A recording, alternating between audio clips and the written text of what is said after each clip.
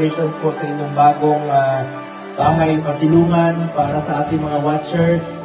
Ito pong gusaling ito ay para po ito sa mga watchers habang nag-aantay po sila sa kanilang mga pasyente. Masasabi ko po na may malasakit po talaga si Senator Bongo. Maraming po salamat, Senator Bongo.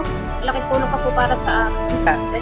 Salamat po, Senator Bongo, sa bigyan mo kami ng silungan sa... Isang pasasalamat po kay Senator Bongo sa pagtatayo po ng bahay pasilungan. Ganun na rin po sa pagkakaroon po ng Malasakit Center. Maraming salamat po kay Sir Bongo sa mga bahay pasilungan po. Makakatulong po ito para may matutuluyan kami at matutulugan sa matagal naming paghihintay sa aming pasyente. Maraming salamat po ulit kay Sir Bongo.